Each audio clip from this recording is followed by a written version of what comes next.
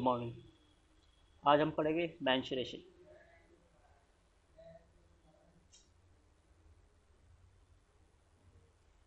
देखिए, मेंसुरेशन आपके two types की होती है, एक 2D और एक 3D। 2D का मतलब होता है 2 डायमेंशन और 3D का मतलब होता है 3 डायमेंशन। 2D डायमेंशन में हम पढ़ते हैं ट्रायंगल्स के बारे में जो आपकी 2D शेप्स होती है, जैसे triangles, square, rectangle, parallelogram, trapezium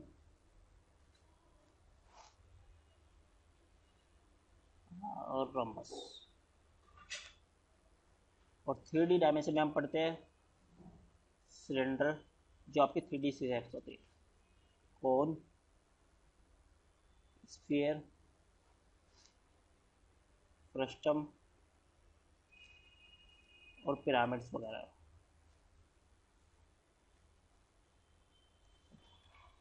तो आज हम शुरू करते हैं 2 डायमेंशन।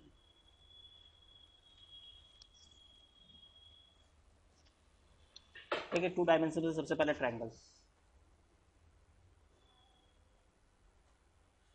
ट्रायंगल्स किसे कहते हैं हम?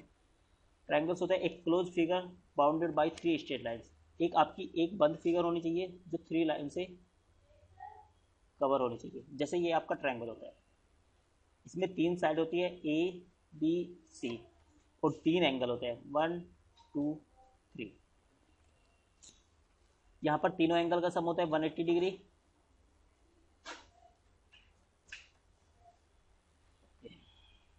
आपके ट्रायंगल 3 टाइप्स के होते हैं। फर्स्ट होता है आपका स्केलन ट्रायंगल,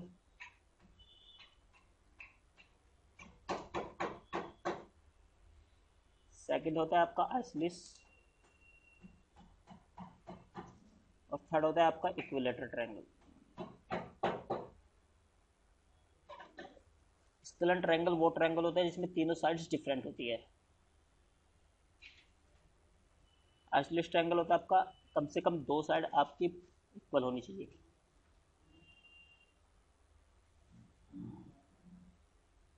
और इक्विलेटरल ट्रायंगल होता है आपका जिसमें आपकी तीनों साइड इक्वल होती है।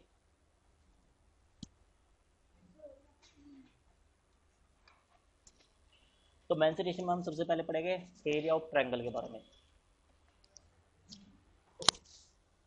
देखिए, अगर आपका कोई भी ट्रायंगल है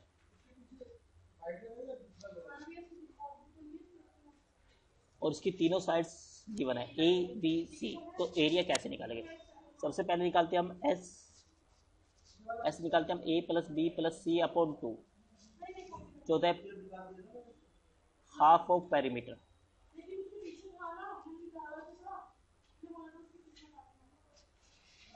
और फिर एरिया होता है S S minus A S minus B S minus C, ये आपका एरिया होता है।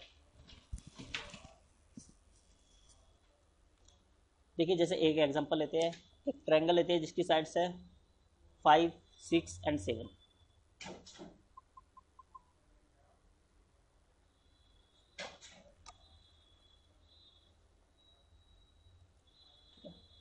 तो आपका एक ट्रायंगल है जिसकी साइड्स है 5 6 एंड 7। तो गाइज आपको इसका एरिया कैलकुलेट करना है। अब ये ट्रायंगल कौन सा ट्रायंगल है? ये है स्केलन ट्रायंगल, क्योंकि इसकी तीनों साइड्स डिफरेंट है। तो सबसे पहले निकालेंगे हम एस सेमी पेरीमीटर।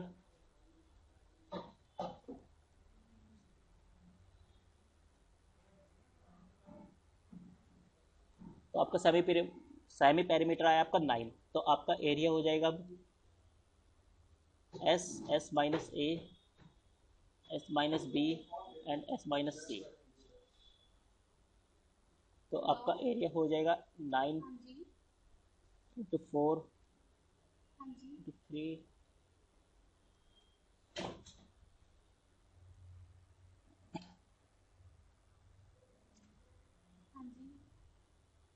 तो ये आता आपका 3 इंटू 2 इंटू 6।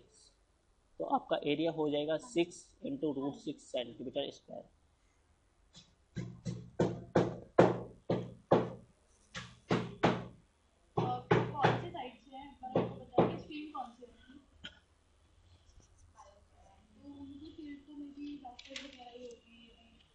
बात करते हैं इक्विलेटरल ट्रायंगल के बारे में।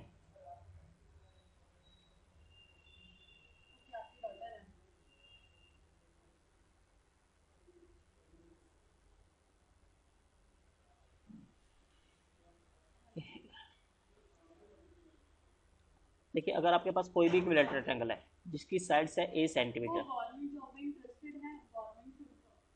तो एरिया हो जाएगा √3/4 a², और यहाँ पर एल्टीट्यूड हो जाएगा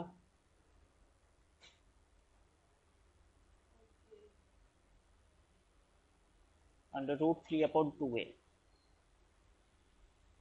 देखिए एल्टीट्यूड होता है किसी भी ट्रायंगल में, कोई किसी भी वर्टेक्स से अगर हम 90 डिग्री का एंगल ड्रॉ करें अपोजिट साइड पे, तो हम इसे बोलते हैं एल्टीट्यूड।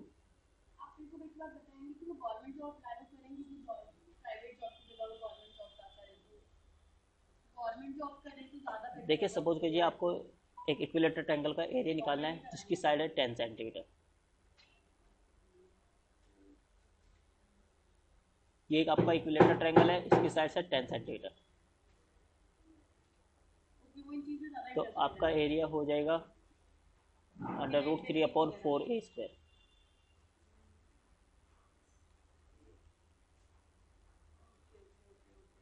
तो यहाँ पर एरिया आएगा आपका 25 × √3।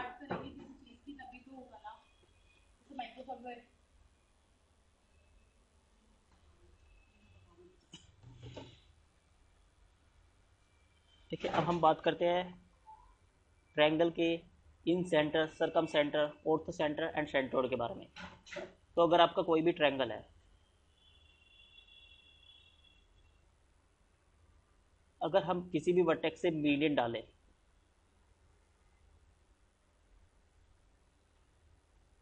जहां भी मीडियन आपका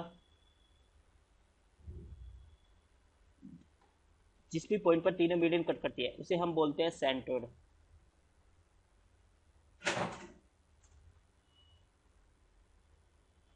और ये है आपकी मीडियन। तो सेंट्रोइड कैसे बनता है? मीडियन से। इसके बाद आता है इन सेंटर। इन सेंटर आपका बनता है जहां पर तीनों एंगल बाइसेक्टर कट करते हैं। जैसे ये इसका एंगल बाइसेक्टर है, ये एंगल बाइसेक्टर और ये एंगल बाइसेक्टर, तो इस पॉइंट को बोलेंगे हम इन सेंटर। ये बनता है हमारे एंगल बाइसेक्टर से।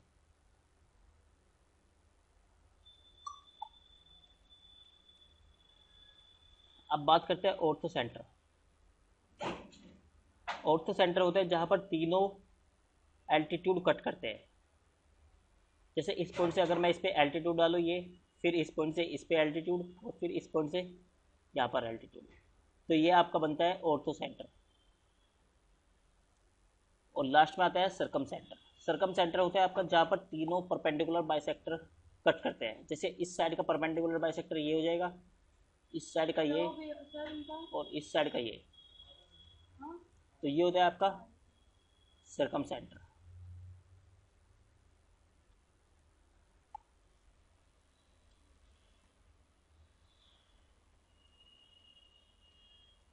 देखिए अब बात करते हैं किसी भी ट्रायंगल के इन सर्कल और सरकम सर्कल के बारे में।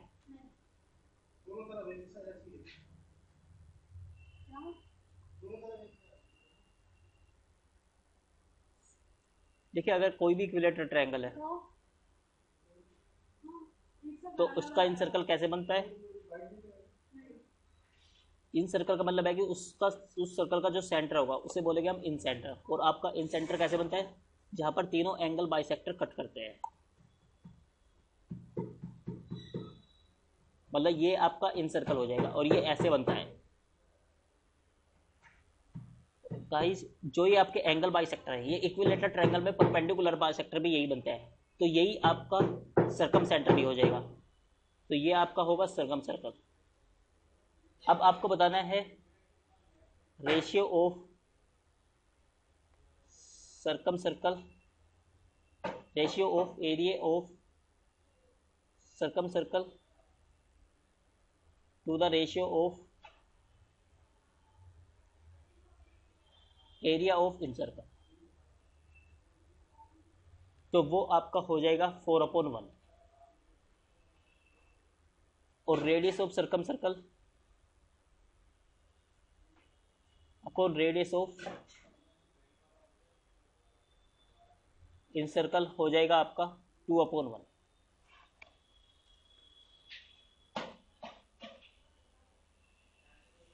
ठीक है गाइस, देखो अब क्वेश्चन है, एक आपके पास एक इक्विलेटरल ट्रायंगल है जिसके सर्कम सर्कल की रेडियस है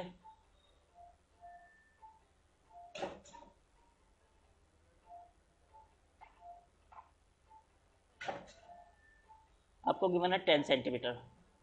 तो आपको फाइंड करना है area of in circle of this triangle. ठीक है गाइस, तो क्वेश्चन क्या है आपके पास एक ट्रायंगल है जिसकी आपको सर्कम सर्कल की रेडियस गिवन है 10 सेंटीमीटर। तो आपको फाइंड करना है area of in circle of this triangle. तो सबसे पहले हमें क्या करना होगा, सबसे पहले तो हमें इन सर्कल की रेडियस फाइंड करनी होगी। तो रेडियस ऑफ इन सर्कल